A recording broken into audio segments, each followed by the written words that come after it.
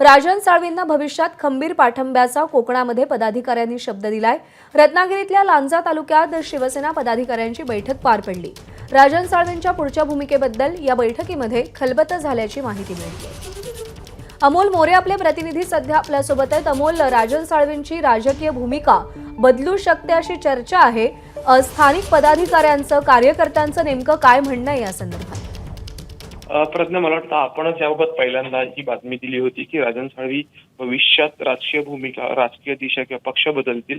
आणि अर्थात राजन साळवींनी काल जरी असं म्हटलेलं असलं की ही अफवा आहेत, तरी ज्या काही स्थानिक पातळीवरच्या घडामोडी आहेत, ज्या काही गाठीभेटी वरच्या लेवलला होतात, चर्चा होत आहेत, त्यानुसार सध्या तरी आपण असं म्हणू शकतो कदाचित जो प्रवेश 8 दिवसांमध्ये होणार होता किंवा 15 दिवसांमध्ये होणार होता तो जास्तीत जास्त 20 दिवस, महिनाभर लेट होऊ शकतो।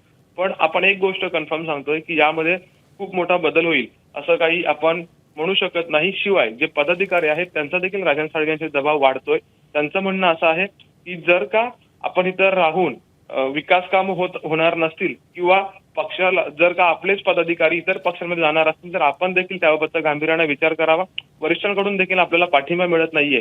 त्यामुळे राजन साळवी यांचे जे पाठीराखे आहेत त्यांनी राजन साळवी यांच्यावरती भविष्यातली राजकीय भूमिका घेण्याबाबत काल राजापूरच्या बैठकीमध्ये दबाव टाकला आणि त्यानंतर त्यांनी असं म्हटलेलं आहे की मी योग्य वेळी योग्य निर्णय तुमच्याशी बोलून घेईल।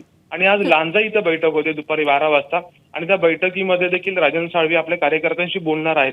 त्यामुळे या बैठकीमध्ये लांजातले कार्यकर्ते नेमके काय म्हणतात आणि त्याला राजन साळवी काय उत्तर देतात यावरती मला वाटतं भविष्यातली राजन साळवींची राजकीय जी गणितं असणार आहेत किंवा जी घोडदौड असणार आहे त्याचा आपल्याला 100% जो आहे तो अंदाज येणार आहे। आणि खूप मोठी घडामोड ही भविष्यामध्ये पुढच्या काही दिवसांमध्ये कोकणात रत्नागिरी जिल्ह्यामध्ये घडताना आपल्याला दिसेल। प्रज्ञा, निश्चित अमोल, धन्यवाद दिलेल्या माहितीसाठी।